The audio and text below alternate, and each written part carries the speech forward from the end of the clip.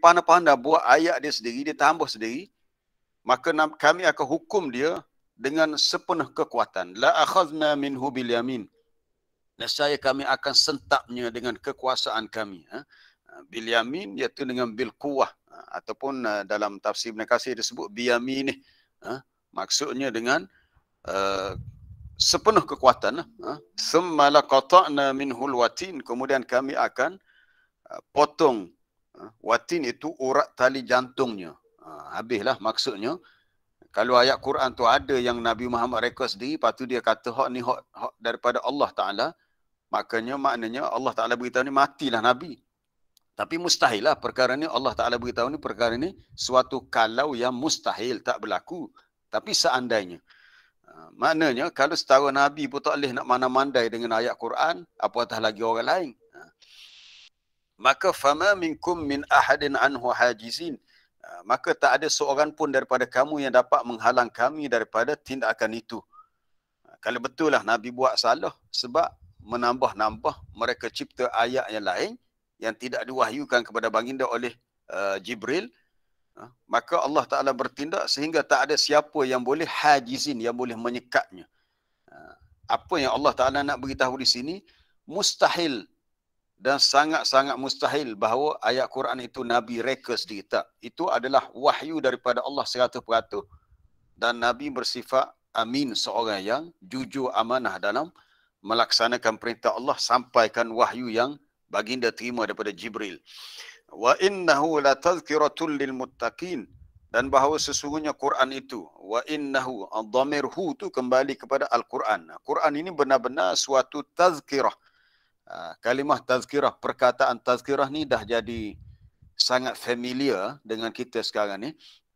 Saya ingat masa sama-sama saya sekolah sekitar tahun 70-an, 80-an, kita jarang dengar perkataan tazkirah, bahkan tak pernah dengar. Tapi bermula rasa sekitar tahun 90-an, lepas tu lah tahun 2000 ke atas, dah jadi perkara biasa dah. Sebab kita dah banyak guna kalimah-kalimah Arab yang kita ambil daripada Quran, dah dia jadi bahasa Melayu dah. Tazkirah. Tazkirah bukannya ta'lim, bukannya kuliah. Kuliah ni tempoh dia lebih lama, forum lain bentuknya. Apa dia lagi? Ta'lim dalam bentuk mengajar dalam kelas di masjid lain. Tazkirah, dia lebih kepada memberi peringatan. Boleh jadi benda tu orang dah tahu dah. Ada setengah orang kata, saya tak dengar, tak apa kuliah ni. Bukan soal dengar tak dengar, dia kata sebab kami dah tahu dah. Betul, tazkirah ni kadang-kadang menyampaikan apa yang kita dah ketahui sekadar untuk diperingatkan kembali. Supaya yang terlupa dia akan ingat balik, yang dah ingat supaya perkara tu semakin kuat. Kemudian wa inna lana'lamu anna minkum mukadzibin, dan bahawa sesungguhnya kami benar mengenal mengetahui ada di antara kamu yang mendustakannya. Allah Ta'ala sedia mengetahui ada di antara manusia yang degil, yang keras kepala, walaupun begitu jelas kebenaran Quran tapi masih nak mendustakannya ataupun tak mahu beriman. Wa innahu lahasratun 'alal kafirin, bahawa sesungguhnya dia, hu tu sekali lagi kembali kepada Quran. Quran ini akan menjadi sebab kepada hasrah. Hasrah maknanya nadamah, penyesalan bagi orang-orang kafir di akhirat. Di akhirat nanti orang kafir akan menyesal sebab mereka di dunia tak beriman dengan Quran. Jadi Quran menjadi sebab penyesalan orang kafir kerana mereka memilih untuk degil, tak nak dengar, tak nak beriman dan tidak mahu patuh kepada perintah-perintah Allah. Wa innahu lahaqqul yakin, dan sesungguhnya dia tu sekali lagi dhamir hu tu kembali kepada Quran. Jadi kalau kita perhati ayat 48, ayat 49, ayat 50, ayat 48, ayat 50, ayat 51 bermula dengan wa innahu latazkiratun, wa innahu lahasratun, wa innahu lahaqqul yakin. Hu yang ada di awal ayat berkenaan semuanya merujuk kepada Al-Quran. Dhamir hu. Al-Quran ini adalah haqqul yakin, kebenaran yang sebenar-benarnya diyakini. Kita pernah dengar sebelum ni adanya istilah yang disebut ilmal yakin. Ilmu yang memberikan keyakinan. Kita belajar, kita tahu, kita yakin. Kemudian ainal yakin. Apa yang kita lihat dengan mata, ya kita yakin sebab benda tu kita lihat. Ini siapa kepada mereka haqqul yakin, keyakinan yang sungguh-sungguh. Apa dia? Iaitu ayat-ayat Allah dalam Quran ni. Maka fasabbih bismi rabbikal azim. Sebagai penutupnya, maka bertasbihlah dengan menyebut nama Tuhanmu yang maha besar. Perintah untuk bertasbih sebagaimana di akhir surah Al-Waqi'ah. Begitu juga Allah Ta'ala suruh kita bertasbih. Baik. Kita kembali kepada ayat 44. Walau taqawwala, dan kalaulah dia, ini Muhammad itu, mengada-ngadakan perkataan taqawwala daripada perkataan qawwala yuqawwilu qaulun, qaul, kata-kata. Kalaulah Nabi Muhammad ni, Tuhan kata, dia ni memandai-mandai nak mengata-ngatakan sesuatu yang asalnya tidak ada dalam agama. Ataupun Nabi Muhammad ni pandai-pandai nak buat perkara hak asalnya tak ada dalam perintah Allah. Itu mustahil lah. Sudah tentu baginda akan dihukum. Jadi ia adalah suatu andaian yang mustahil berlaku kepada Nabi SAW, sebagaimana Allah Ta'ala beritahu mustahilnya para Nabi dan Rasul melakukan syirik. Walaupun mustahil, tapi Allah Ta'ala sebut juga. Kita lihat contohnya dalam surah Al-An'am. Kita nak kaitkan lau di sini dengan lau di tempat lain.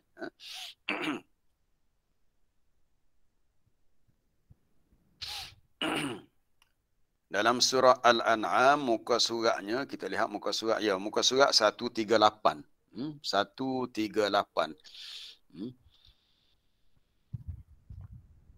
Para jemaah, kalau yang ada Quran terjemahan, saya terbuka kalau nak guna edisi Sahih Tafsir Nakasir pun boleh, nak guna tafsir Pimpinan Ar-Rahman Syekh Abdullah Basmih pun boleh.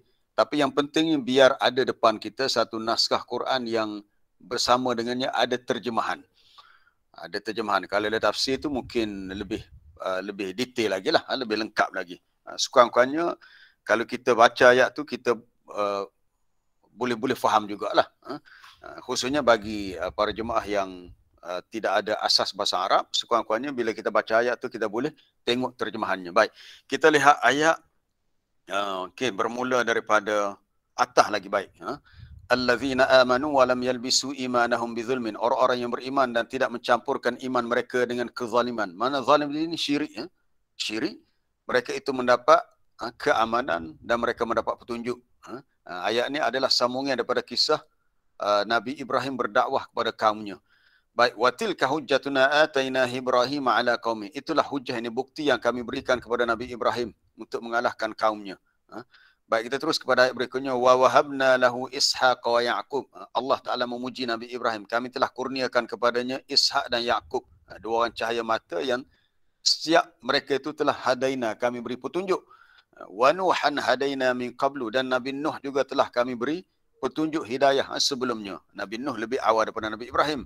Wa min zurriyatihi, dan di antara zuriatnya, zuriat yang lahir selepas Nabi Ibrahim ialah Daud, Sulaiman, Ayub, Yusuf, Musa, Harun. Tapi kalau kita tengok susunan nama ni tak ikut kronologi sejarah, ya. Sebab Nabi Yusuf lebih awal daripada Nabi Daud, tapi sebut Nabi Daud dulu.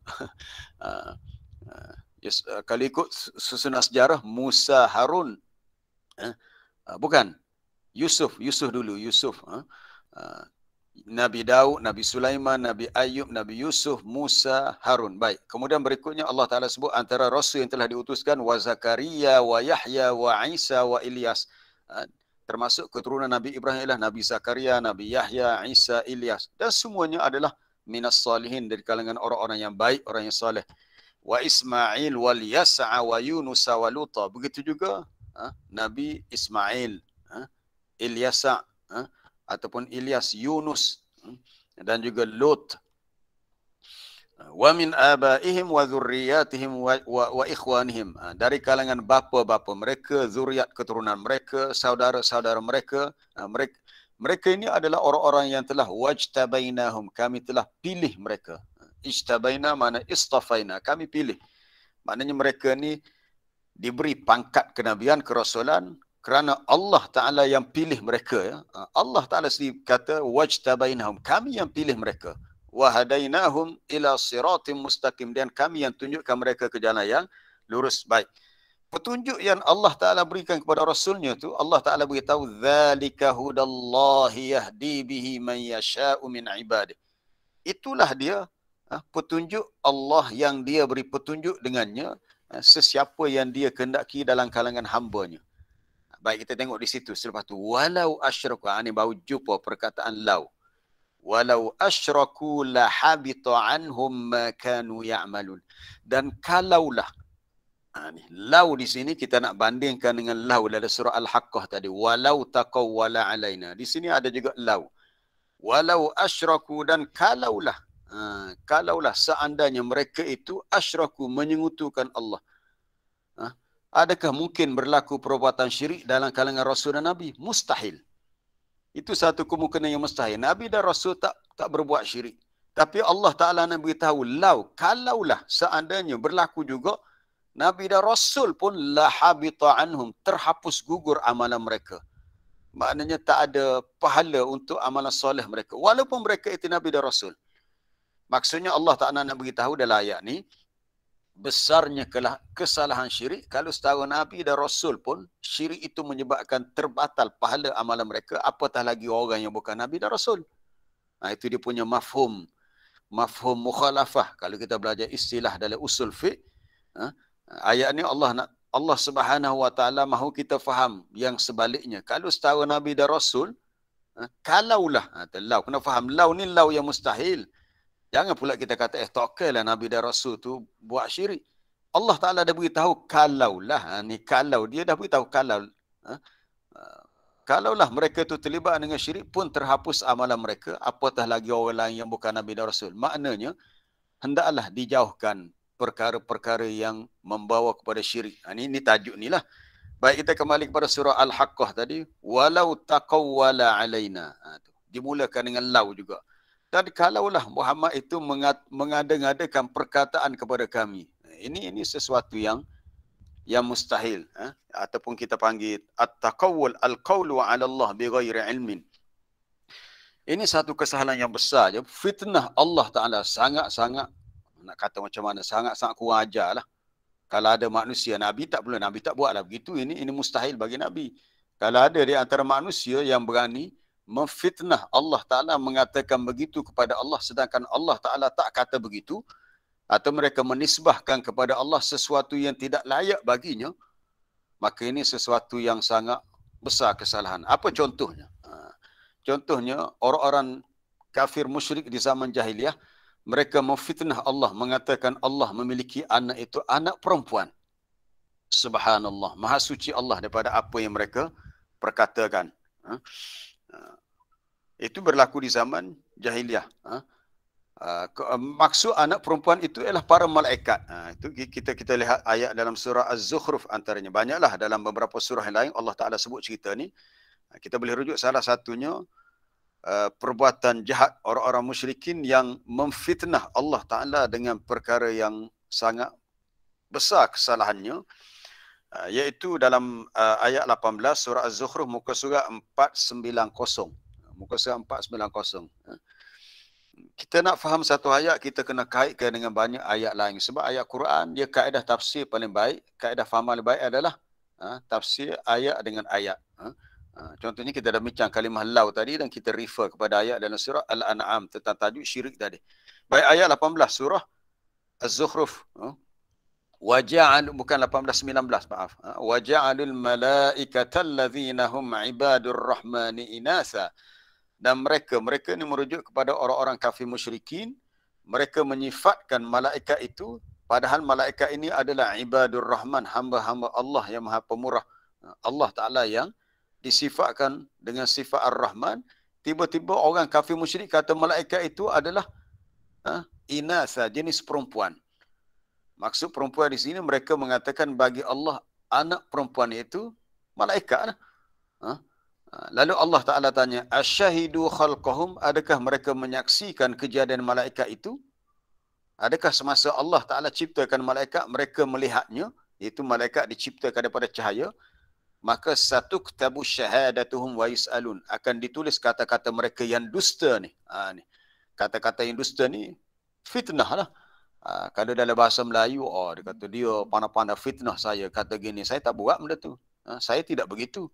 Dia fitnah kita. Apatah lagi kalau fitnah tu dilakukan oleh manusia yang jahil ni terhadap Allah. Sangatlah besar kesalahannya.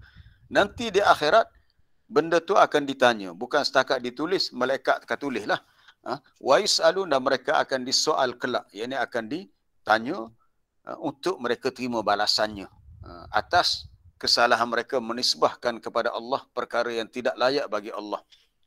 Ini satu kesalahan yang besar yang salah satu sebab Quran diturunkan inilah. Kita lihat di awal surah Al-Kahfi. Ini tentang pembohongan besar orang-orang musyrik yang memfitnah Allah Ta'ala. Ayat yang keempat, kita lihat muka surat 293. 293. Di awal surah Al-Kahfi, Allah Ta'ala beritahu antara tujuan Quran diturunkan ialah وَيُنذِرَ الَّذِينَ قَالُوا اتَّخَذَ اللَّهُ وَلَدًا, untuk memberi inzar. Bawah sekali ya. Muka surat 293 bawah sekali ayat 4 tu. Antara tujuan Quran diturunkan adalah untuk memberi amaran. Quran itu memberi amaran kepada orang-orang yang berkata Allah memiliki anak. Kita sambung ayat yang kelima. مَا لَهُمْ بِهِ مِنْ عِلْمٍ وَلَا لِآبَائِهِمْ كَبُرَتْ كَلِمَةً تَخْرُجُ مِنْ أَفْوَاهِهِمْ إِنْ يَقُولُونَ إِلَّا كَذِبًا. Mereka sebenarnya tak ada ilmu pengetahuan terhadap apa yang mereka perkatakan. Tuduhan mereka tu tidak berdasarkan kepada ilmu, sama ada mereka dan juga datuk nenek moyang mereka. Kaburat, amatlah besar kesalahan daripada kalimah perkataan yang keluar, perkataan syirik yang keluar daripada mulut mereka, kerana mereka menisbahkan bagi Allah anak, yang disebut dalam ayat keempat tadi. Al-Quran diturunkan untuk memberi inzar, peringatan kepada orang yang menuduh begitu. Amatlah besar kalimatan, besar kesalahan, dosa hasil daripada kalimah, perkataan yang keluar daripada mulut mereka. Kan sifat manusia ni boleh bercakap. Allah Ta'ala jadikan manusia ni tak sama dengan binatang. Binatang tak boleh bercakap. Bila manusia bercakap perkataan yang salah di sisi Allah, maka perkataan tu menyebabkan mereka menanggung dosa yang besar. In yaquluna illa kadhiba, tidaklah yang mereka perkatakan kecuali semuanya kadhib, semuanya dusta. Begitu juga kita melihat berlaku dalam kalangan ahlul kitab, orang-orang Nasrani dan juga Yahudi yang kafir. Mereka menisbahkan kepada Allah anak. Jadi bila mereka tuduh begitu, mereka telah memfitnah Allah Ta'ala dengan sesuatu yang sangat besar kesalahannya. Baik. Itu cerita hak berlaku zaman dululah. Kita nak kaitkan dengan ayat walau taqawwala alaina tu. Baik. Para ulama mengatakan bukan setakat, ialah kalau kita lihat dalam kalangan umat Islam, umat akhir zaman, kita tak jumpa lah orang hak memfitnah Allah Ta'ala begini-gini, tak berlakulah hak kita ni. Tapi hak berlaku ialah mereka mengadakan pendustaan terhadap Nabi. Itu satu tajuk yang lain. Hingga munculnya apa yang disebut hadis maudhu', hadis palsu. Jadi besarnya kesalahan mengatakan kepada Allah perkara yang tidak benar, perkara yang tidak berasas. Ia berada sebaris dengan kesalahan dosa syirik. Dia berada bersama dengan kesalahan dosa syirik yang kita boleh rujuk pada ayat berapa tu? Ayat 33. Ayat 33 surah Al-A'raf, muka surat 154. Muka surat 154 ayat 33. Jadi kalau kita tak ada ilmu tentang agama ataupun tak tahu apa-apa tentang apa yang berkaitan dengan Allah Ta'ala, sama ada pada sifatnya, pada namanya, semualah. Termasuk agama ni, diam tu lebih baik. Kita diam saja, kita jangan bercakap, itu lebih baik. Kita mengatakan sesuatu terhadap Allah dan agamanya tanpa ilmu, ini satu kesalahan yang besar. Baik, kita lihat ayat 33. Qul innama harrama rabbiyal fawahish. Katakanlah sesungguhnya. Dia terjemah di sini sesungguhnya. Tapi kalau sesiapa yang belajar bahasa Arab, innama dia bukan sesungguhnya. Innama ni dipanggil adatul hasr. Suatu adah yang digunakan untuk menghadkan, membataskan. Maknanya hanya senya. Kalau terjemahan bahasa Melayu lama dia kata hanya senya. Tuhanmu mengharamkan. Ini perkara yang jelas diharamkan terangkum dalam ayat ni. Sebab jumlah ni bermula dengan innama, bukannya inna. Apa bezanya? Kalau inna dia kena pergi dengan isim, tapi haramani fi'il. Tapi kalau innama dia boleh masuk selepasnya dengan fi'il pun boleh, dengan isim pun boleh. Fi'il ni kata kerja, isim kata nama. Innama ni istimewanya dia boleh masuk dua-dua. Innamal a'malu binniyat, contoh dalam hadis. Bahawasanya amalan tu bermula dengan niat. Innama ilahukum ilahu, itu bahawanya innama ilahukumullah, bahawasanya Tuhan kamu adalah Allah. Innama dia pergi dengan isim ilahukum. Di sini innama masuk dengan fi'il harama, dua-dua boleh. Berbeza dengan inna. Kalau inna dia kena pergi dengan isim innallah contohnya. Kalau nak guna fi'il, dia kena taukid dan bentuk, contohnya qad harrama. Tapi ayat ni tidak mari dengan qad, tapi mari dengan innama. Itu kena belajar khusus bab nahwu pula.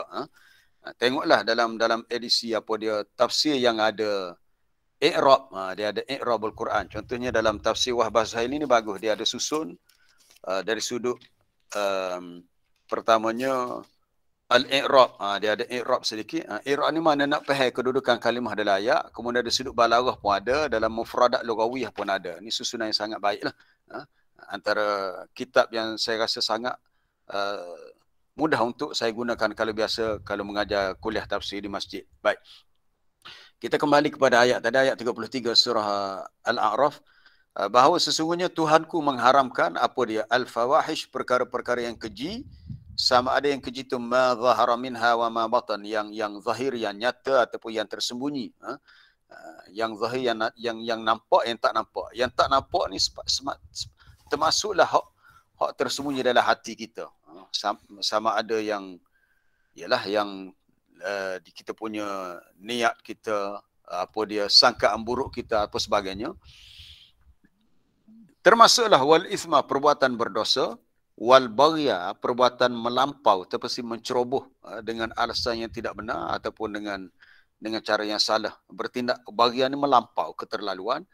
Termasuklah apa dia lagi, wa an tusyriku billah, bahawa kamu menyekutukan Allah. Ni di antara perkara yang Allah Taala haramkan, melakukan syirik kepada Allah, sedangkan perkara itu ma lam yunazzil bihi sultana. Allah Taala tidak menurunkan sebarang bukti untuk membenarkan kamu berbuat syirik.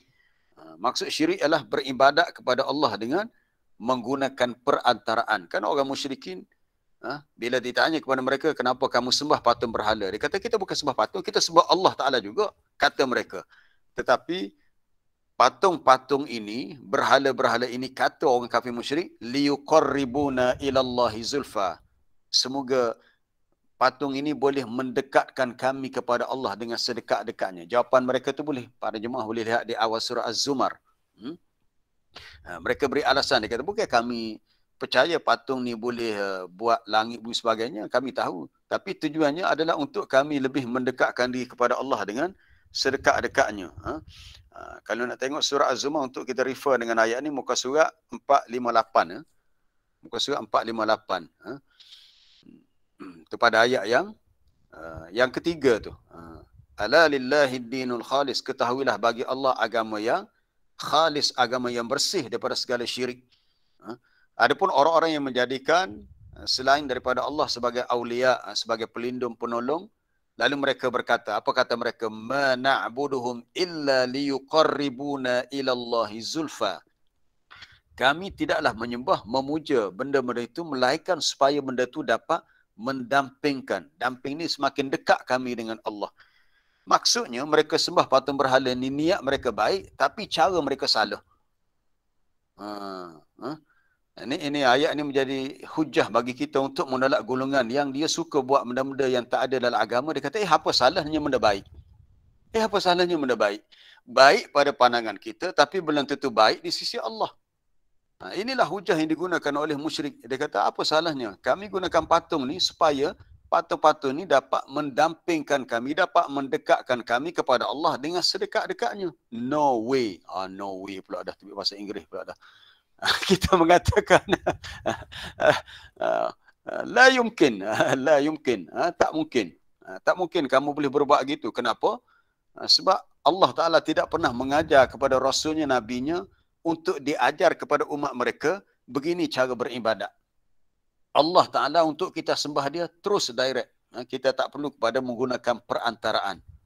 Lalu mereka mendakwa, perbuatan kami ini adalah tujuannya supaya benda-benda ini dapat mendampingkan diri kami kepada Allah dengan sedekat-dekatnya.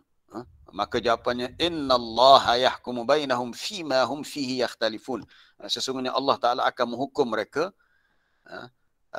dengan orang-orang yang tidak melakukan syirik, maknanya akan diberikan keputusan di hari kiamat nanti dalam perkara yang mereka persisihkan. Maksudnya, orang yang mentauhidkan Allah ada hujah. Dia kata Rasul aja begini. Orang yang mensyirikkan Allah, dia ada alasan. Tapi alasan dia tanpa hujah ilmu. Alasan tu maknanya hujah. Istilah sekalian hujah bodoh lah. Hujah bodoh ni hujah yang bukan hujah.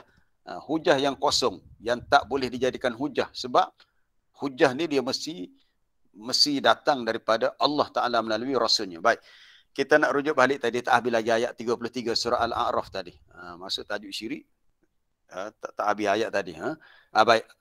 Akhir sekali apa Allah Ta'ala beritahu di ayat 33. Wa an taqulu 'ala Allahi ma la ta'lamun. Termasuk diharamkan juga adalah kamu memperkatakan terhadap Allah sesuatu yang kamu tidak tahu. Kalau tak tahu, diam aja. Kalau tak tahu, senyap. Jangan kata apa-apa. Jangan memperkatakan terhadap Allah sesuatu yang kamu tidak tahu. Para ulama tafsir kata sama ada seseorang tu nak bercakap tentang zat Allah, sifatnya, namanya. Kita hanya dapat memahami semua tentang zat Allah setakat yang Rasul ajar kepada kita. Yang kita faham berdasarkan apa yang Rasul ajar. Selebihnya kita serah kepada Allah. Sebab kita tak boleh untuk pergi lebih jauh tentang hakikat zat Allah kerana akal kita terbatas. Itu satu yang disebut oleh ulama tafsir. Termasuklah mengatakan kepada Allah ialah tentang agamanya. Tentang agamanya. Kalau benda tu Allah Ta'ala tak haramkan, jangan pula kita mana-mana mengharamkan. Sebab kita dianggap mengadakan pendustaan kepada Allah dalam urusan agamanya. Kerja kita hanyalah melaksanakan perintah Allah dengan sami'na wa ata'na. Benda yang Tuhan tak beritahu, jangan pula kita kata Tuhan beritahu. Kalau Tuhan beritahu begitu, begitulah. Kalau Tuhan beritahu begini, beginilah. Baik, kita nak rujuk ayat dalam surah An-Nahl berkenaan hukum halal haram. Allah Ta'ala melarang dengan tegas, jangan memandai-mandai kamu sebut dengan lidah kamu dan halal dan haram. Sebab ini hukum Allah. Dan itu adalah hak Allah secara eksklusif. Hak Allah secara eksklusif menentukan halal haram. Jangan pula seseorang itu pandai-pandai untuk ubah. Atau untuk tokok, tambah, ataupun untuk ubah. Ayat tu kita boleh rujuk pada muka surat 280. Muka surat 280 ayat 116. Bawah sikit tu ayat 116 bawah lagi. Itu pada ayat yang berbunyi وَلَا تَقُولُوا لِمَا تَصِفُ أَلْسِنَتُكُمُ الْكَذِبَ هَذَا حَلَالٌ وَهَذَا حَرَامٌ لِتَفْتَرُوا عَلَى اللَّهِ الْكَذِبَ إِنَّ الَّذِينَ يَفْتَرُونَ عَلَى اللَّهِ الْكَذِبَ لَا يُفْلِحُونَ مَتَاعٌ قَلِيلٌ وَلَهُمْ عَذَابٌ أَلِيمٌ. Janganlah kamu mengatakan terhadap apa yang disifatkan, yang disebutkan oleh lidah kamu. Janganlah pandai-pandai kamu berdusta dengan sebab apa yang disifatkan oleh lidah kamu. Pada-pada muka nak kata hadza halalun wa hadza, ni halal ni haram. Halal haram ni bukan perkara yang main-main ya. Ini adalah melibatkan soal hukum. Begitu juga dalam bab ibadat. Halal haram ni dalam konteks urusan kita dengan urusan dunia. Ni makannya halal, makannya haram. Itu Allah Ta'ala tentukan. Nabi yang ajar kepada kita. Kalau dalam urusan agama, perkara ni disyariatkan, perkara ni tak disyariatkan. Itu pun tak boleh kita nak pandai-pandai itu. Apa dia, memandai-mandai, bercakap tanpa ilmu. Lalu untuk kamu mengadakan pendustaan terhadap Allah. Innal ladzina yaftaruna 'ala Allahil kadzib, sesungguhnya orang yang mengadakan pendustaan kepada Allah, mereka itu sekali-kali la yuflihun, tidak akan berjaya. Maksudnya mereka akan rugilah. Mereka akan mengalami kegagalan, mereka rugi dengan tindakan bodoh mereka. pandai-pandai kata benda ni haram, benda ni halal. Kalau di zaman jahiliah, soal halal haram ni banyak mereka ubah dalam bab yang berkenaan dengan al-at'imah, soal makan minum. Sebab itu Allah Ta'ala turunkan surah yang khusus tentang perkara ini, surah Al-An'am. Surah Al-An'am. Mereka pandai-pandai kata yang ada dalam perut binatang ni untuk orang ni, untuk orang ni. Untuk Allah Ta'ala tak. Jadi itu satu kesalahan yang besar apabila mengatakan kepada Allah perkara yang Allah Ta'ala tidak perkatakan. Masya Allah, cepatnya masa dah 7 suku dah.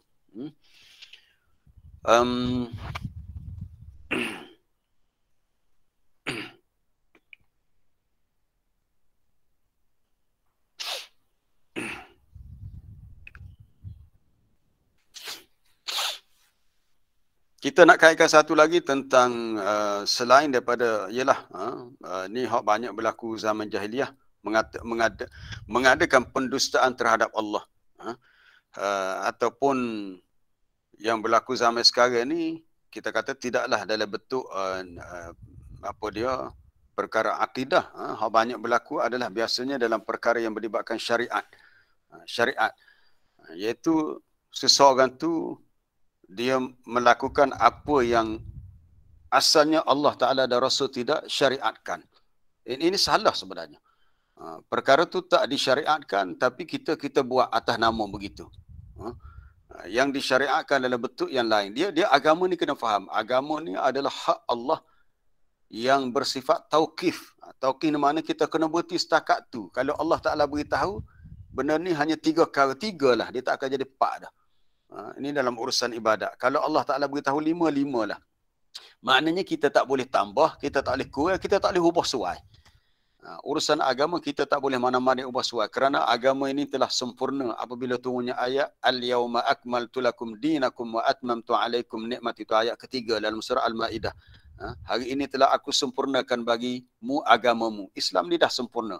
Bila dah sempurna tak boleh ditokok, tambah dan tak boleh diubah suai.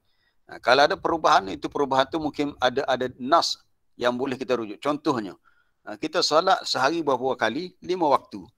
Kita solat 5 waktu. Dia tak akan berlaku satu masa solat tu akan jadi 3 waktu je. Ada orang dia kata dia nak solat Zuhur, Asar, Maghrib, Isyak. Subuh dia tak nak solat. Tak boleh.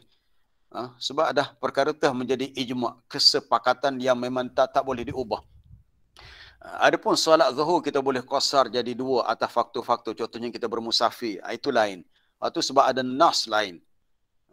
Kalau kita tak ada sebab yang begitu, maka kita tak boleh mana-mandai. Aku hari ni nak solat zuhur 2 rakaat je lah. Tak boleh. Sebab kita telah dikira mengubah apa yang telah ditetapkan dalam agama begitu. Baik. Para jemaah yang dirahmati Allah. Ni kita ni sebenarnya baru ayat baru ni, banyak lagi nak baca ni, aja nak habis dah hari ni. Tak habis juga. Itu berhubung dengan melakukan pendustaan terhadap Nabi pula. Ayat ni sekaligus memberi suatu istimbat kepada kita. Bukan setakat salah kita mengadakan fitnah pendustaan terhadap Allah, juga adalah satu kesalahan kita mengadakan pendustaan kepada Nabi. Kita tak boleh mengatakan Nabi kata begini padahal Nabi tak kata. Kita kata Nabi buat begini padahal Nabi tak buat. Macam mana tu? Ini berlaku dalam banyak hadis-hadis maudhu', hadis-hadis palsu yang direka cipta oleh orang-orang yang tidak bertanggungjawab. Tapi banyaklah perkara ni akan muncul di akhir zaman. Nabi dah beritahu. Antaranya saya rujuk dalam Muqaddimah Sahih Muslim. Ini sepatutnya antara perkara asas dalam ilmu, selain daripada kita belajar Quran, kita cuba fahami ayat Quran, ialah bagi para pelajar yang nak mula mendalami ilmu, saya cadangkan belajar kitab Hadis 40 Imam Nawawi. Itu perkara-perkara utama untuk kita faham Islam. Kemudian nak faham perkara-perkara yang berkenaan dengan akhlak dan adab, boleh belajar kitab Riyadhus Salihin juga oleh Al-Imam An-Nawawi. Tolong belajar. Kalau sahabat saya Dr. Abdul Basit, memang setiap minggu dia ada malam-malam tertentu untuk Riyadhus Salihin. Macam malam tadi kita hadis 40 Imam Nawawi, malam tadi hadis tentang hadis Ibnu Abbas, ihfazillah yahfazka. Saya pun follow juga, bila kita ada masa kita tengok juga. Saya nak tengok dalam hadis Imam Muslim dalam muqaddimah tu, antara perkara hak Nabi sebut peringatan daripada Nabi SAW Matan hadis itu berbunyi, sayakunu fi akhir ummati. Sayakunu fi akhir ummati.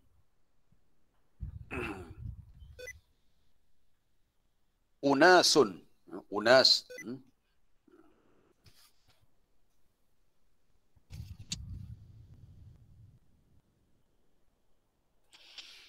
Unasun yuhaddithunakum. Ada tak kalau cari? Oh, belum lagi. Tak lengkap lagi matan tu. Ummati itu sepatutnya ada hamzah tu pada alif tu. Ummati ada hamzah. Sebab kadang-kadang komputer ni bila kita tarik dia tertinggal satu huruf. Hamzah pun dia tak boleh nak detect dah. Dia tak boleh nak search. Dia kena lengkap. Ummati unasun yuhaddithunakum. Yuhaddithunakum ma lam tasma'u antum wala aba'ukum. Yuhaddithunakum ma lam tasma'u antum wala aba'ukum. Cuba tekan enter. Baik. Mungkin dah ada kot. Ma lam tasma'u. Tak jumpa lagi. Tak apalah. Hadis dalam Sahih Muslim. Ma lam tasma'u. Ain dia ada apa dia wa, lepas ain tu ada wa alif. Maksudnya Nabi kata sayakunu akan ada di akhir umatku. Akhir umat ni maknanya akhir zaman lah. Kita ni dah kira akhir zaman lah. Sayakunu baru ada. Sayakunu fi akhir ummati unasun. Akan ada di akhir umatku, mana di akhir zaman nanti akan muncul unasun, manusia-manusia yang Nabi kata yuhaddithunakum. Mereka menceritakan kepada kamu, mereka memperkatakan kepada kamu, ma lam tasma'u antum, apa yang kamu tak pernah dengar. Ni benda-benda pelik ni muncul zaman ni. Kamu dan bapa kepada kamu tak pernah dengar timbul. Orang yang bercakap ni bukannya kadang orang jahil. Kadang-kadang orang yang orang panggil tok guru, tuan syekh, orang alim, nampak warak, mungkin penampilan nampak hebat.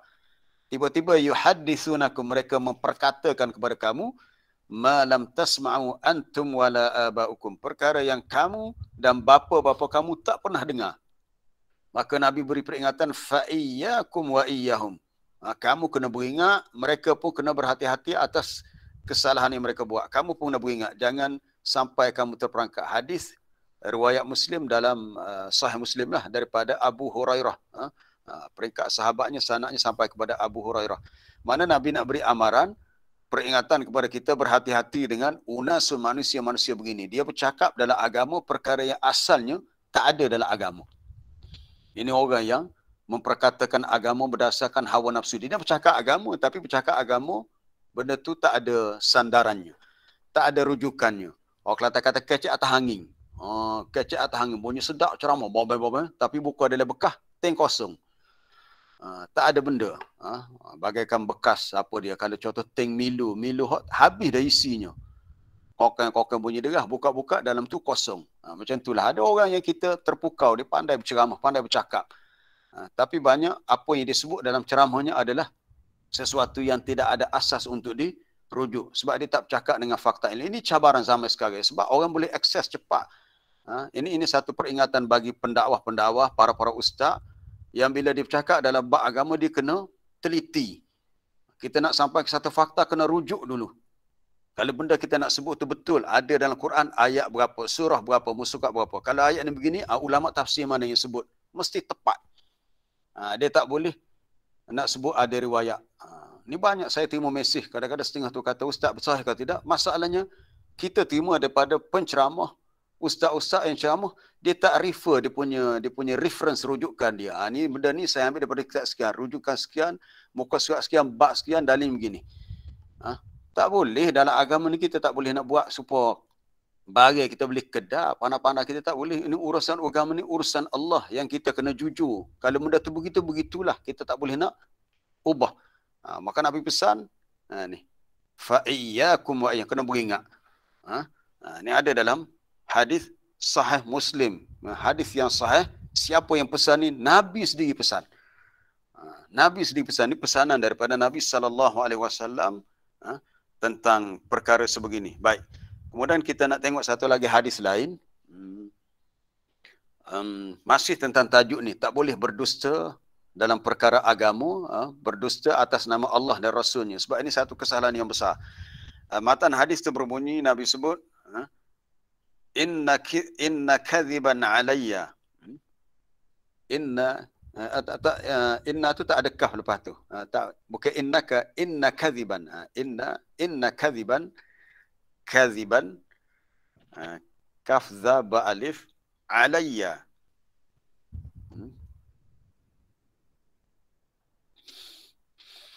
Alayya laisa kakadhibin ala ahad.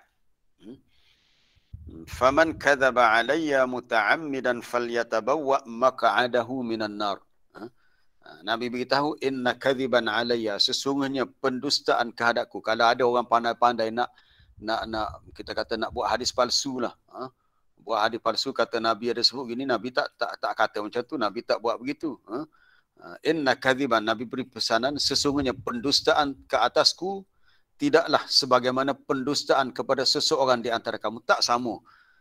Kita ni kalau kita fitnah orang lain, kata si fulan ni cakap begitu, dia tak cakap begitu pun, itu pun dah salah dah.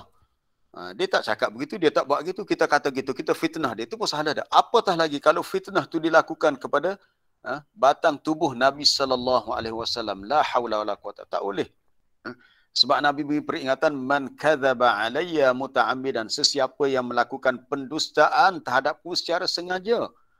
Secara sengaja, muta'ammidan, dia tahu benda tu tak betul. Ni saya pun pelik, beberapa hari lepas muncul golongan yang kata, oh tak apa kita sampaikan hadis palsu, dia kata.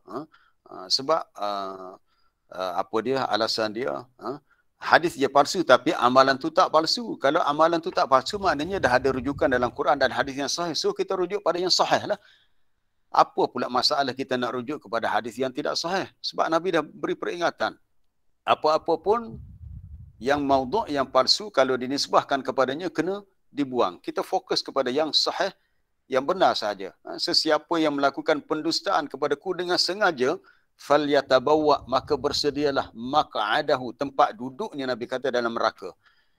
Jangan pula orang tu rasa, takkan aku masuk neraka, aku solat 5 waktu. Aku memang tak langgar perintah Allah. Tapi dia terlupa, dia pernah melakukan pendustaan kepada Nabi dengan meriwayatkan hadis-hadis palsu, yang kepalsuan tu telah dijelaskan oleh para ulama kita. Kan banyak. Ni masalah orang kita, dia tak belajar benda ni. Dia belajar hak lain, dia tak belajar hak ni. Jadi bila kita tegur dia, dia melenting pula. Sebab dia rasa dia punya kepentingan dia tercabar.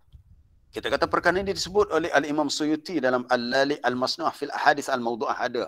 Atau disebut Ibnul Jauzi dalam Al-Mawdu'at. Ataupun dalam banyak lagi kitab-kitab yang lain. Oleh Asy-Syaukani dalam Al-Majmu'ah Al-Mufidah sebagainya. Itu koleksi hadis-hadis yang palsu. Sebab para ulama ni dia ada disiplin ilmu yang ketat untuk menilai sesuatu periwayatan. Ulama ni dia tak bercakap atas angin gitu. Dia bercakap ada hujah. Dan setiap ilmu tu dia ada disiplin. Disiplin maknanya dia ada peraturan dia. Kalau ustaz, kalau orang-orang agama bercakap tak ada disiplin, kita kata jadi kucawa ayu habis lah. Tu bahasa Kelantan, bahasa apa? Jadi kucawa ayu habis lah. Kucalana habis. Kubelembe habis. Kubelembe, kucalana, berterabu, rosak punah rana habis agama ni. Dia kena ikut peraturan yang betul. Macam kita solat lah, kita tak boleh nak solat terus duduk apa, kita kena menghadap kiblat, takbiratul ihram. Sebelum tu kita dah berwuduk, mula dengan takbir, berakhir dengan salam. Itu dia punya disiplinnya begitu. Tak boleh seseorang tu nak ubah solat. Tak apalah, saya nak mulakan dengan baca tahiyat dulu. Saya nak akhiri dengan duduk antara dua sujud. Tak boleh ubah. Sebab agama tu dia mai dengan package yang begitu.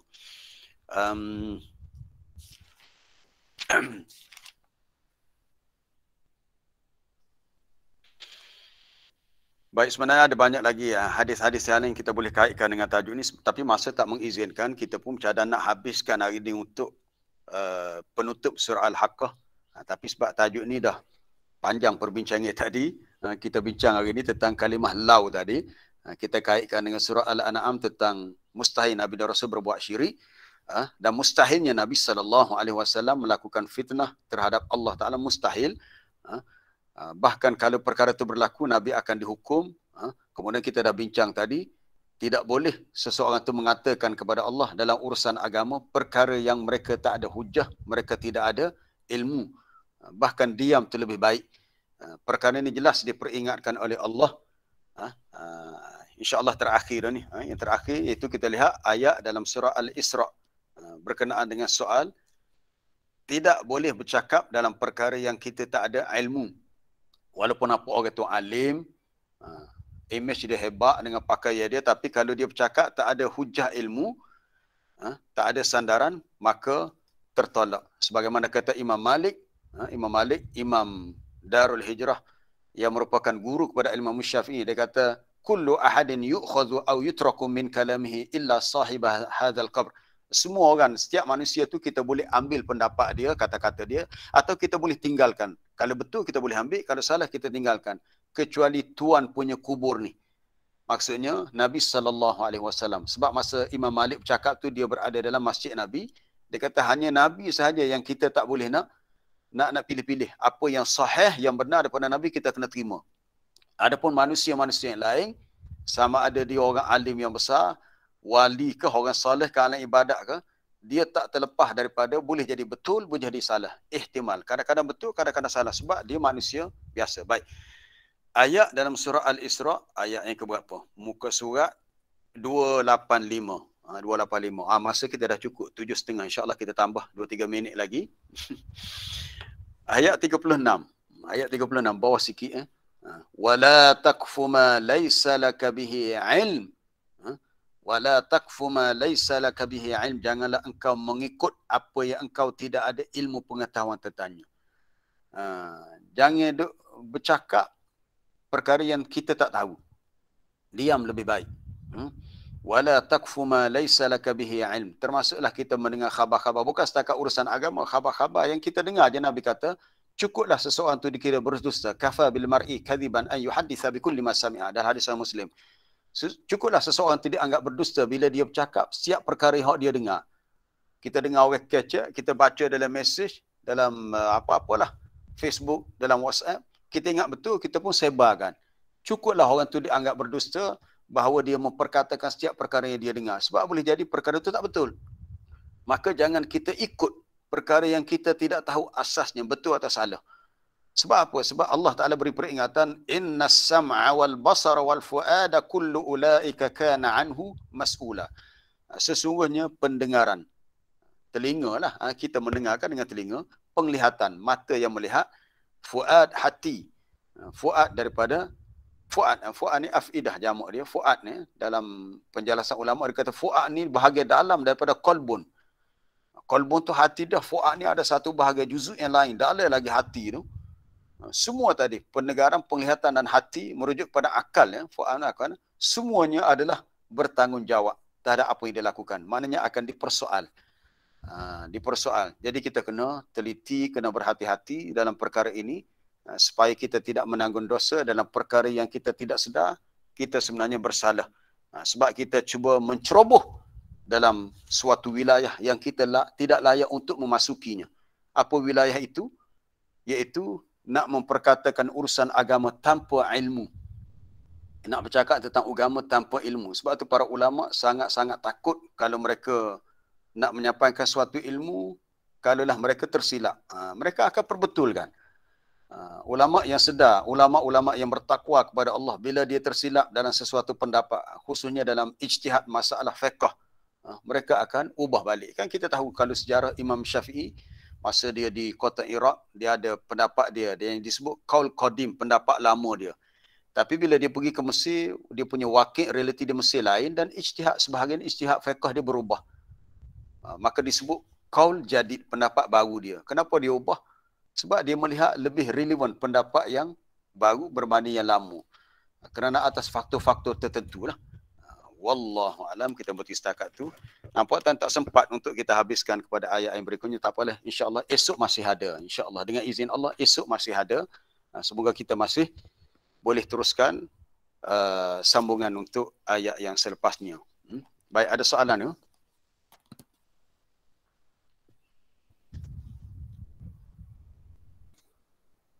Alhamdulillah hari ni tak ada soalan. Semuanya clear.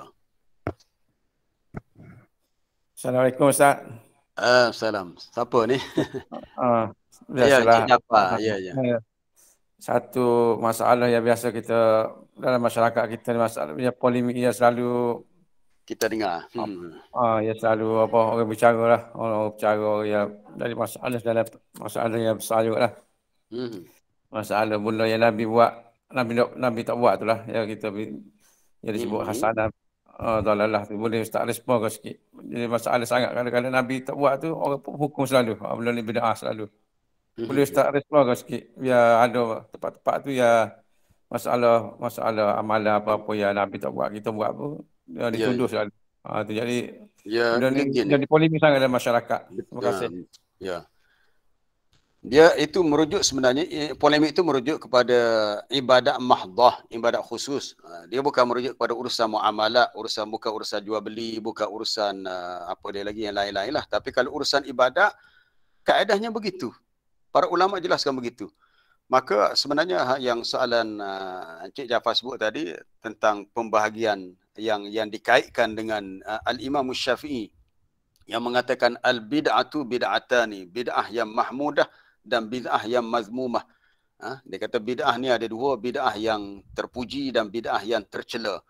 Yang terpuji itu ma wafaqas sunnah, apa yang menepati sunnah adalah bid'ah yang terpuji. Bid'ah ni merujuk kepada sesuatu yang asalnya tidak ada dalam sunnah, tak ada dalam agama, tetapi dia menepati sunnah, maka dia terpuji. Adapun yang tercela adalah yang menyalahi sunnah. Baik. Bila kita baca huraian kita, sebab tu kita bila kita ambil kaul pendapat ulama, kita tak boleh buat tafsiran sendiri. Kita kena lihat penjelasannya. Antaranya dijelaskan oleh Al-Imam Al-Baihaqi, antaranya dijelaskan oleh Izzuddin Abdus Salam dalam Qawaid Al-Ahkam fi Masalihil Anam tentang kata-kata Imam Syafi'i ni. Sebenarnya apa yang disebut oleh Imam Syafi'i dengan bid'ah yang mahmudah, kita lebih masyhur dengan sebut bid'ah hasanah, yang baik. Baik merujuk kepada urusan dunia, bukan urusan agama. Urusan dunia. Apa maksud urusan dunia? Itu merujuk kepada urusan dunia yang memberi kebaikan untuk agama. Benda tu sebenarnya kalau dalam ilmu usul dipanggil perkara yang bersifat wasilah, wasail. Contohnya apa dia? Contohnya kita menggunakan pembesar suara, mikrofon, benda tu memanglah, benda tu benda baru, tak ada zaman Nabi. Dan kita gunakan dalam urusan ibadat kita. Tapi dia hanya bersifat wasail, wasilah, sebagai pemudah cara. Tetapi tidaklah sampai kita mengubah ibadat tu sendiri. Bila kita solat guna mikrofon, tetap kita baca Fatihah. Alhamdulillahirrabbilalamin, tak diubah bacaan Fatihah. Kalau diubah itu dah jadi bid'ah. Ibadat itu mungkin tidak sah. Cuma kita menggunakan ia sebagai wasilah. Maka penggunaan itu memberi manfaat untuk urusan ibadat, maka itu yang dikatakan sebagai baik. Dulu zaman Nabi tak ada kilang mencetak Al-Quran. Sekarang ni dah ada kilang percetakan. Quran dah boleh dicetak dengan mudah. Dulu tulisan tangan, Quran ditulis dengan tangan. Jadi lambatlah. Tetapi perkara itu tidak mengubah perkara dasar dalam agama. Maka dia termasuk dalam apa yang disebut sebagai sesuatu yang baik, yang membantu agama. Tapi bila masuk dalam urusan ibadat bizat secara khusus, maka dia termasuk dalam kategori yang disebut bid'ah yang mazmumah, yang tercela. Yang tercela bahkan ia termasuk perkara mungkar. Ni ramai orang silap. Dia bila sebut mungkar ni, kita nampak mungkar ni minum arak, berzina, mencuri. Tidak. Melakukan ibadat yang tidak disyariatkan termasuk perkara mungkar. Apa dalilnya? Apa dalilnya? Ada dua dalil yang saya nak rujuk. Pertama dalam Quran, satu dalam hadis. Hadis Abu Sa'id Al-Khudri dalam Sahih Bukhari. Man ra'a minkum munkaran. Tapi kena buka dalam syarah lah, tengok dalam syarah baru tahu cerita dia. Man ra'a minkum munkaran falyughayyirhu biyadihi. Sesiapa di antara kamu yang melihat perkara mungkar, hendaklah dia mengubah dengan tangannya, Nabi kata. Fa illam yastati fa bilisanih. Kalau dia tak mampu, dia kena ubah dengan lidahnya. Maksudnya dengan beri nasihat dan teguran. Kena tegur orang yang buat salah tu. Fal yughayyir, tak ada alif, ya, lepas fa tu terus lam. Cuba cari ada ke tak ada. Ada, hadis tu ada, tapi kalau ada dah. Tak, bukan hadis ni, hadis lain. Man ra'a minkum munkaran falyughayyir. Sebab silap tulis falyughayyir tak jumpa hak tu. Falyughayyir tak ada alif. Fa tu lam terus. Falyughayyirhu biyadih. Sesiapa yang melihat perkara mungkar, Nabi kata dia kena ubah dengan tangannya. Fa illam yastati, kalau dia tidak mampu, ubah dengan lidahnya. Kalau tak mampu juga, tu baru jumpa. Jika tak mampu juga, fa biqalbih, ubah dengan hati, maksudnya dengan rasa benci. Baik. Kalau baca dalam huraian hadis ni dalam Fathul Bari oleh Imam Bukhari maaf, Al-Hafiz Al-Jarh bin Al-Asqalani, syarah pada Sahih Bukhari, ada satu cerita bila Khalifah Marwan ke apa lupa dah. Ni ada cerita dia tu. Awwal man bada'a bil khutbah. Orang yang pertama memulakan bacaan khutbah hari Jumaat sebelum salat Marwan. Betul, Marwan. Khalifah Marwan. Salah satu khalifah di kerajaan Bani Umayyah. Dia ubah. Khalifah Marwan ni pandai-pandai ubah ni, bid'ah ni. Khutbah hari Jumaat dia tak sama dengan khutbah hari raya tak sama dengan khutbah hari Jumaat. Hari Jumaat kita baca khutbah dulu baru kita solat. Hari raya kita solat dulu. Itu sunnah Nabinya begitu. Sunnah Nabi kita kena solat raya dulu baru khutbah. Berbanding dengan solat Jumaat kita khutbah dulu. Tiba-tiba Khalifah Marwan dia ubah. Dia memulakan khutbah dulu pada hari raya sebelum solat.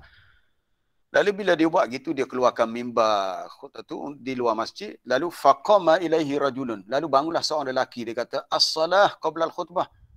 Tuan Khalifah, kita kena solat dulu. Sunnah Nabi solat dulu. Untuk hari raya, kena solat raya dulu baru khutbah. Kalau hari Jumaat, khutbah dulu hari raya. Faqad turika ma hunalik. Dia kata, kalau buat gitu, akan ditinggalkan ramai orang. Lepas semaya raya, dia dekat semaya raya, dia solat dulu. Dia kata nanti masa khutbah hari raya, ramai dah pergi. Sebab mereka sibuk nak pergi berhari raya. Alasan dia supaya orang dengar khutbah raya. Tapi tak boleh ubah. Jadi tak boleh ubah. Maknanya kena ikut sunnah Nabi. Walau alasan apa sekalipun, kena ikut sunnah Nabi.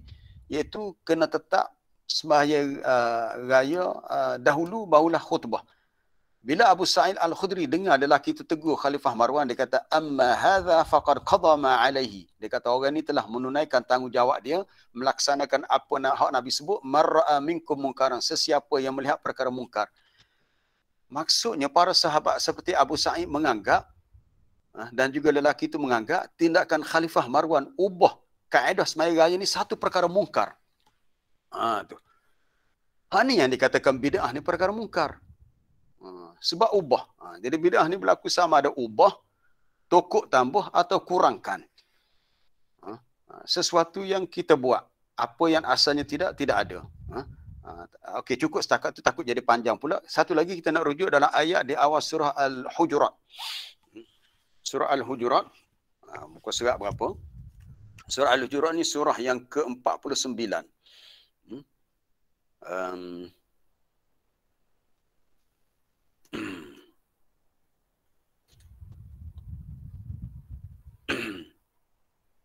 Surah Al-Hujurat muka surat 515. Okey, muka surat 515. Ayat yang pertama tu, ya ayyuhallazina amanu la tuqaddimu baina yadayillahi wa rasul. Wahai orang-orang beriman, janganlah kamu memandai-mandai. Ada sekali lagi perkataan memandai-mandai ni. Buat satu perkara sebelum kamu mendapat hukum atau kebenaran Allah.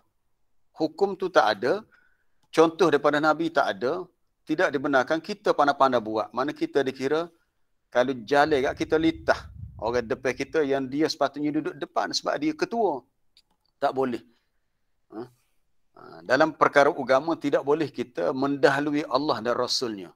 Dalam tafsir ayat ni para ulama sebut contohnya semasa dilakukan ibadat korban, ada para sahabat yang tergesa-gesa melakukan korban sebelum solat hari raya haji ataupun hari raya korban. Dia kaedahnya kena buat korban selepas solat dulu. Dia kena solat dulu barulah korban. Ada orang yang sembelih, maka Nabi kata tak boleh. Yang dia sembelih tu tak dianggap korban. Dari segi hukumnya tak dianggap korban. Kalau nak korban kena sembelih lepas itu. Sebab dia dikira mendahului Allah dan Rasulnya. Jadi sama juga dalam perkara-perkara ibadat, bila tak ada dalil yang spesifik daripada Allah dan Rasulnya, maka seseorang tu dianggap berbuat sesuatu yang salah. Sesuatu yang dianggap salah. Itu sebenarnya dimaksudkan oleh Al-Imam Syafi'i dengan bid'ah yang dikata bid'ah yang mazmumah, yang tercela, sesuatu yang asalnya tidak ada. Cuma dalam perbahasan lebih lanjut, kalau kita lihat dalam kitab Al-I'tisam oleh Al-Imam Asy-Syatibi, dan perkara itu banyak dinukilkan oleh tokoh ulama besar, antaranya Hasan Al-Banna sendiri dalam Usul Ishrin, Yusuf Qardawi dalam buku dia risalah dia tentang As-Sunnah wal Bid'ah, iaitu dia membahagikan kepada 3. Dia kata ada bid'ah hakikiyah, ada bid'ah idhafiyah, dan ada bid'ah al-iltizam bil ibadat al-mutlaqah. Hakikiyah ni bid'ah memang asal tak ada langsung dalam agama. Contoh yang disebut oleh Al-Imam An-Nawawi dalam kitab Al-Azkar seperti bid'ah solat sunat raghaib yang dilakukan oleh penduduk Damsyik hari Jumaat yang pertama bulan Rejab. Dia kata benda tu tak ada pun.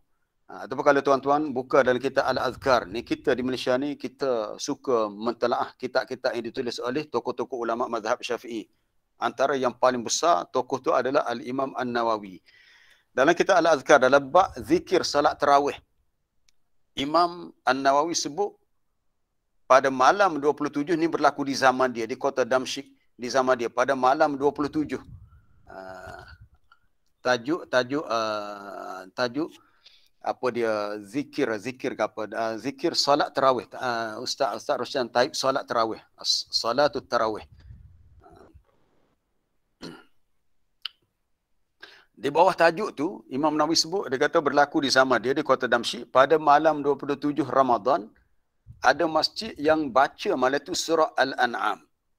Baca surah Al-An'am tu tak salah, benda tu ayat Quran, tapi yang salahnya mereka mengkhususkan malam tu dengan anggapan dia kata surah itu diturunkan pada malam berkenaan. Zaman Nabi dia kata surah itu diturunkan sekaligus pada malam tu, tanpa ada dalil yang sahih untuk mereka mendakwa begitu.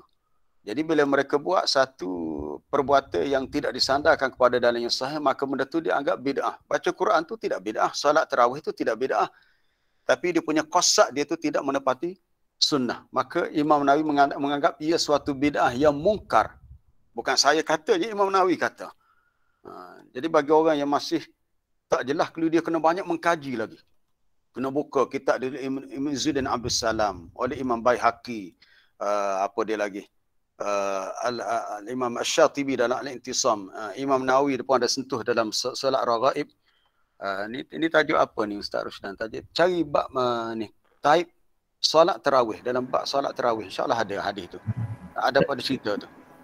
Yang satu kisah yang dinukilkan oleh dia. Jadi kesimpulannya kita kena faham lah benda ni, kena faham. Kita kena tawakuf. Sesuatu amalan yang kita tengok tak ada asasnya. Macam contoh, saya pun tak tahulah, kita di Nusantara ni sangat apa dia rapat dengan amalan baca Yasin.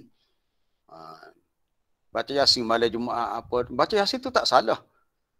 Jadi yang dikritik salahnya dari segi ilmu sunnahnya bila takhsis pengkhususan. Contohnya malam Jumaat. Sebab yang jelas dari dalil adalah baca surah Al-Kahfi, baca Yasin tu tak salah. Jadi baca Yasin boleh dibaca bila-bila. Kemudian bila ada majlis apa-apa, awal tahun pelajaran puasa, jom kita buat majlis baca Yasin. Saya kata lebih baik kita buat majlis baca Quran secara umum. Bila Nabi tak takhsiskan, tidak khususkan, maka pengkhususan kita dalam amalan tu tanpa dalil sebenarnya salah. Dari segi kaedah ilmu, salah. Bukan saya kata ni para ulama, fuqaha mengatakan begitu memang salah. Perbuatan takhsis. Apa dalil salah bila takhsis tu? Ada dalam hadis Sahih Muslim. Cuba Ustaz Rusdan taib. La takhussu lailatul Jum'ah. Ini dalil menyatakan bid'ah kita mengkhususkan amalan pada waktu tertentu, amalan itu tanpa dalil. Ini ulama istinbat daripada hadis ni. Yang Nabi sendiri sebut ni boleh rujuk dalam Riyadhus Salihin pun ada, bagaimana Imam Nawawi tafsirkan hadis itu dalam syarah Sahih Muslim pun kita boleh rujuk. La takhussu. Lepas tu ada waw alif. Ya, jumpa dia tu, ada dah bawah tadi. La takhussu lailatul Jum'ah. Sebab biasa kita kalau malam Jumaat, kita kata malam Jumaat ni malam yang lebih banyak pahala, malam bagi penghulu hari dalam seminggu. Tapi Nabi larang, Nabi kata jangan kamu khususkan bawah tu. La takhussu lailatul Jum'ah. Sikit lagi bawah lagi. Satulah tu. Min bainil layali. Jangan kamu khususkan malam Jumaat berbanding dengan malam-malam yang lain. Maknanya Nabi tidak benarkan kita hanya qiyamul lail baca Quran malam Jumaat sahaja. Malam Jumaat boleh. Tapi jangan dikhususkan. Malam lain pun kena bangun juga. Kena buat juga. Tengok matanya secara lengkap di bawah tu. Mungkin boleh scroll ke bawah. Ya. Baik, tu. Baik, kita lihat ada perkata. Fala mani' min qiyam ayu lailah. Dia kata tak ada larangan untuk kita bangun qiyamul lail malam-malam mana pun sepanjang malam. Termasuklah malam Jumaat. Tetapi walakin yukrah. Tetapi yang dimakruhkan adalah takhsis. Mengkhususkan malam Jumaat. Kerana adanya larangan. Siapa lagi? Nabi sendiri lagi. Nabi sendiri dalam hadis riwayat Muslim daripada Abi Hurairah. Nabi kata, la takhussu lailatal jum'ah biqiyamin min bainil layali. Jangan kamu khususkan bangun solat di waktu malam Jumaat. Tapi malam lain kamu tak bangun. Bagi orang tak faham, oh nak bangun qiyamul lail tak boleh malam. Bukan tak boleh. Nabi kata jangan dikhususkan malam Jumaat. Malam lain pun kena buat juga. Malam Jumaat pun kena buat juga. Itu maksud Nabi. Wala takhussu yaumal Jumaah bisyam min bainil ayyam. Jangan kamu khususkan malam Jumaat pula dah hari Jumaat dengan berpuasa. Hukumnya kita tahu makruh. Sebab hari Jumaat kita banyak urusan lain. Nak pergi masjid, nak baca surah kafi, nak berzikir, nak berselawat sebagainya. Melainkan kalau puasa tu bagi orang yang dah puasa sehari sebelumnya ataupun orang yang puasa selang sehari. Itu lain. Baik, kita lihat bawah tu. Kata Imam Nawawi dalam syarah Sahih Muslim, hadzal hadis an-nahyus sarih. Hadis ini menjadi suatu larangan yang jelas tentang pengkhususan malam Jumaat itu takhsis. Ini yang timbulnya. Bagi orang tak faham, dia tak mengaji, mungkin tak faham apa dia tak jumpa dalil ni, dia kata hak tu tak boleh, hak ni bid'ah ke apa ni. Ini para ulama yang sebut. Para ulama sendiri sebut, bukan kita yang sebut, bukan kita mana-mandai. Kita rujuk kepada apa yang ulama sebut sebab ulama pun ada sandaran dalilnya. Tak boleh dikhususkan. Jadi timbul isu sekarang ni bukan mengkhususkan malam Jumaat dengan qiyamul lail, mengkhususkan dengan baca Yasin soalnya. Kita kata baca Yasin tu tak salah. Tapi bila kita baca dengan niat untuk takhsis malam Jumaat saja, malam lain kita tak baca, lain tak baca, itu dikira salah. Sebab kita kena baca secara umum. Yang kita boleh baca secara khusus ialah tentang surah Al-Kahfi. Kita nak baca malam Jumaat boleh sebab dia ada fadilat yang khusus yang kita perolehi daripadanya. Jadi yang lebih tepat adalah majlis baca Quran. Bila kita ada hajat apa-apa, contohnya buat sembahyang hajat baca Yasin. Siapa tu fikir kenapa sembahyang hajat baca Yasin? Kenapa sembahyang hajat tak baca surah Al-Mulk? Kenapa tak baca surah Waqiah? Siapa yang mengajar kepada kita pengkhususan ini? Persoalannya. Orang kita dia berhujah dengan tak ada ilmu. Ustaz, dia kata orang alim dulu ramah, dia buat tu dulu buat. Kita kata hujah agama adalah Quran, sunnah, ijma' qiyas. Apa yang orang alim buat, dia bukanlah hujah yang mutlak. Sebab orang alim, mereka bukan Nabi, mereka bukan Rasul. Betul kita hormat ilmu mereka, tetapi mereka tidak maksum, kena faham. Para ulama, dia terdedah kepada betul dan salah itu ihtimal. Tapi orang tak faham bila kita bercakap gitu, dia kata, Ustaz tak hormat ulama. Bukan begitu. Kita kata anda jangan spin, jangan tukar tajuk, tak. Soalnya kalau dia dakwa kita tak hormat ulama, kita kata anda lebih tidak beradab sebab tidak menghormati Nabi SAW. Jadi kita kena faham tajuk ni dalam kedudukan yang sebenar. Bila ada perkara yang sebegini, maka kita letakkan perbahasan ni dalam konteks ni yang betul. Cuma bagi kita orang awam lah, kita tak faham, tak kuasai dalil ni, tak tahu pendapat ulama, kita kena bersikap bertenang. Maksud bertenang ni kita kena mikir dulu. Beri ruang untuk kita berfikir. Jangan melatah. Ada setengah orang dia suka melatah. Tak setuju sikit. Biasa saya dengar lah. Wahabi tu Wahabi. Kita kata jangan mudah untuk menuduh. Nanti cakap-cakap kamu tuduh tu Allah Ta'ala akan dakwa di akhirat. Sebab kita menuduh tanpa ilmu. Kita kata benda ni tak ada kena-mengena dengan fahaman Wahabi dengan dakwah Muhammad Abdul Wahab. Dia manusia biasa. Dia pun ada betul, ada salah juga. Kita berbincang dalam persoalan ilmu yang dia ada disiplin. Jika anda tak mampu nak bincang perbahasan ilmu dengan disiplin, maka lebih baik kita semua diam. Lebih baik kita semua diam. Kalau kita nak bertanya, orang yang nak jawab, dia kena jawab ikut hujah ilmu. Kalau dia jawab atas kosong, perhatilah ada setengah-setengah ustaz dalam YouTube banyak. Subhanallah, saya pun rasa kalau macam ni lah, tak payah bubuh lah. Dia punya ceramah dia dalam YouTube. Sebab dia bercakap agama tanpa sebut mana qala Allah. qala Rasulullah. Dia tak refer kitab ulama mana, kitab mana. Kalau dia rasa dia belum bersedia, suatu tajuk dia nak cakap, dia kena betul-betul prepare. Dia kena betul-betul bersedia. Sebab dia menjalankan satu amanah yang besar nak menyampaikan ilmu agama. Kalau tidak, dia akan dipersoal di akhirat kerana dia berkata sesuatu yang asalnya tidak begitu dalam agama. Wallahu alam. Saya rasa panjang dah tu. Terima kasih Ustaz, jelaslah. Jazakumullah. Ya, terima kasih. Terima kasih juga kepada Abang Jaafar atas soalan tadi. Saya rasa kena berhenti dah sebab lewat dah ni. Sebab saya pun ada, sebab hari ni Ahad, kita pun ada kelas. Untuk soalan-soalan bertulis, tak apalah saya cuba jawab secara bertulis juga dalam WhatsApp nanti. Cuma saya syukur gini, kita terus belajar lah. Kita belajar. Kalau tak setuju dengan pendapat saya, tak apa. Tak ada masalah. Tapi saya bimbang, kalau yang tuan-tuan tolak itu adalah apa yang Allah Ta'ala sebut, yang Nabi sebut, yang ulama-ulama mutabar sebut.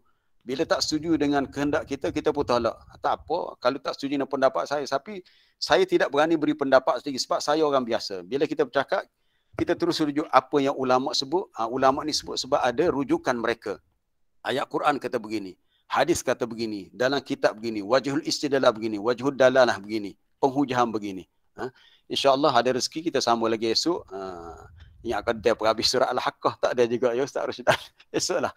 InsyaAllah esok masih ada. Wallahu a'lam. Subhanakallah bihamdika asyhadu an la ilaha illa anta astaghfiruka wa atubu ilaik. Wa sallallahu wa sallama ala nabiyyina Muhammad wa ala alihi wa sallam. Walhamdulillahi rabbil alamin. Assalamualaikum Ustaz. Terima kasih. Ya, sama-sama. Ya, ya.